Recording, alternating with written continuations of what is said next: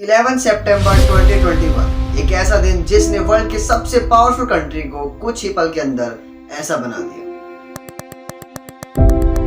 और ये हुआ कैसे और ये किया किसने और क्यों अमेरिका पर ही ये टेरर अटैक हुआ और कौन था इस अटैक के पीछे, जानिए इस वीडियो के अंदर। Plane has crashed into the World Trade Center in New York.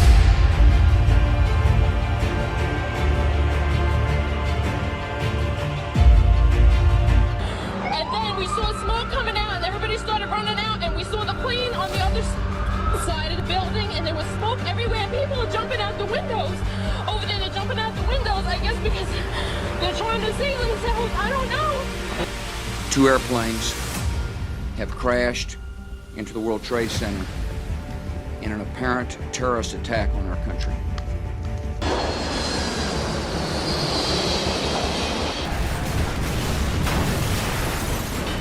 11 सितंबर की सुबह का वक्त था। अमेरिकन एयरलाइंस की फ्लाइट 11 बोस्टन के इंटरनेशनल एयरपोर्ट से टेक ऑफ करती है और इस फ्लाइट की डेस्टिनेशन लॉस एंजलिस है। इस फ्लाइट के अंदर 92 पीपल्स होते हैं, जिसमें से 11 क्रू मेंबर्स और 81 पैसेंजर्स। और टेक ऑफ के 20 मिनट बाद पता चलता है कि इन्हीं 81 पैसेंजर्स में से 5 हाईजैकर्स हैं और कुछ टाइम बाद ये 5 हाईजैकर्स इस प्लेन को हाईजैक कर लेते हैं। इन्हीं 5 हाईजैकर्स में से एक hijacker as a pilot train है जिसका नाम है मोहम्मद आटा। ये पायलट और को पायलट से प्लेन का कंट्रोल छीन लेता है और प्लेन को वर्ल्ड ट्रेड सेंटर के नॉर्थ टावर में ले जाकर क्रैश कर देता है।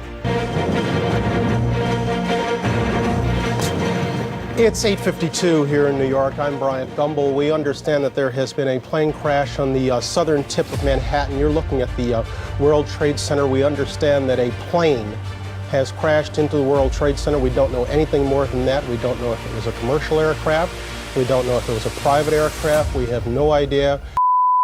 और इसी बीच अमेरिका के प्रेसिडेंट जॉर्ज डब्ल्यू बुश एक अमेरिका के स्कूल को विजिट कर रहे होते हैं और उनको जब इस बात का पता चलता है तो वो इस बात पर बिलीव ही नहीं करते। वो कहते हैं कि ऐसा कुछ पॉसिबल ही नहीं है, जरूर इस पायलट को हार्ट अटैक आया होगा। और 17 मिनट बाद ये पता चलता है यूनाइटेड एयरलाइंस फ्लाइट 175 को भी 5 हाईजैकर्स ने हाईजैक कर लिया। हाईजैकर्स प्लेन को ओवरपावर कर ले और इस बार वर्ल्ड ट्रेड सेंटर के साउथ पोल में ले जाकर प्लेन को क्रैश कर दिया जाता है।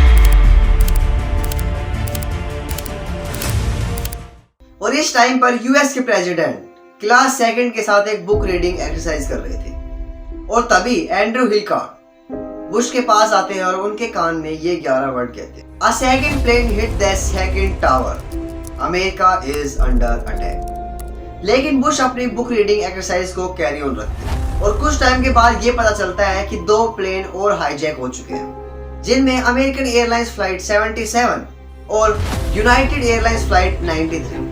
फ्लाइट 77 ने लॉस एंजलिस के लिए अमेरिका की वॉशिंगटन इंटरनेशनल एयरपोर्ट से टेक ऑफ किया और फ्लाइट 93 ने न्यूयॉर्क के न्यू जर्सी से कैलिफोर्निया के लिए टेक ऑफ किया। फ्लाइट 77 के अंदर भी 5 हाईजैकर्स थे और फ्लाइट 93 के अंदर 4 हाईजैकर्स। हाईजैकर्स दोनों फ्लाइट को रीड आउट कर वॉशिंगटन डीसी की ओर टर्न कर देते हैं, जो यूनाइटेड स्टेट ऑफ अमेरिका की कैपिटल है। और वॉशिंगटन डीसी के पास ये यूएस डिपार्टमेंट के डिफेंस हेडक्वार्टर है जिसका नाम है पेंटागन, जो अपने आप में ही एक आइकॉनिक बिल्डिंग है।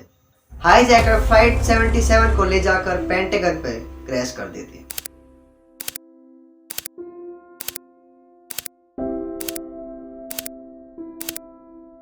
और इस पॉइंट ऑफ टाइम तक यूएस के सभी एयरपोर्ट्स को शट डाउन कर दिया गया था और अब सभी के दिमाग में सिर्फ एक डर था कि ये जो 4th प्लेन है फ्लाइट 93 ये कहाँ क्रैश होगा। और लोगों के दिमाग में सिर्फ 2 ही ऑप्शन आ रहे थे, यूएस कैपिटल और व्हाइट हाउस। लेकिन ऐसा कुछ नहीं होता है। इस प्लेन में सभी पैसेंजर्स को ये पता चल चुका होता है कि उनका प्लेन हाईजैक हो चुका है और वो हाईजैकर के साथ फ्लाइट करना स्टार्ट कर देते हैं और ये फ्लाइट अपने पॉइंट पर क्रैश होने के बजाय पहले ही पेंसिल्वेनिया के खेत में क्रैश हो गई। इसी बीच वर्ल्ड ट्रेड सेंटर के दोनों टावर कोलैप्स कर चुके थे। और अब एक क्वेश्चन आप सभी के दिमाग में आ रहा होगा कि ये अटैक करवाया किसने। इस अटैक के पीछे एक्सपेक्ट किया जाता है ओसामा बिन लादेन और टेररिस्ट ग्रुप अल-कायदा को। लेकिन अटैक के कुछ दिन बाद ओसामा बिन लादेन एक स्टेटमेंट देता है कि इस अटैक के पीछे वो रिस्पॉन्सिबल नहीं है। लेकिन फिर 2004 में ओसामा एक टेप रिकॉर्डिंग जारी करता है जिसमें ओसामा अपनी तरफ से जस्टिफिकेशन देता है कि इस अटैक के पीछे अल-कायदा का हाथ है और उसके रीजंस लिस्ट डाउन करता है यूएसए जो इजराइल को सपोर्ट कर रहा था, चेचनिया में रसिया को सपोर्ट किया जा रहा था, मुस्लिम्स के अगेंस्ट, इराक के अगेंस्ट जो सैंक्शन डिक्लेयर कर रहा था यूएस, और ऐसे बहुत से रीजंस लिस्ट डाउन किए जाते हैं ओसामा की तरफ से, जिनका एम सिर्फ अमेरिका को सबक सिखाना था। और फिर फाइनली ओसामा बिन लादेन को मार दिया जाता है मई 2011 में। हाँ, चाहे अमेरिका ने ओसामा को मार दिया, लेकिन इस अटैक के अंदर लाखों लोगों ने अपनी जान गंवाई है। लेकिन जो अच्छी बात है, इस अटैक ने टेररिज्म की तरफ वेस्टर्न वर्ल्ड की आंखें खोल दी। उन्हें इस बात का पता चल गया कि टेररिज्म एक ग्लोबल थ्रेट है। तो ये थी कहानी 1911 अटैक की। आई होप आप सभी को पसंद आई होगी। तो इस वीडियो को लाइक कीजिए और चैनल को सब्सक्राइब कीजिए। सी यू इन नेक्स्ट।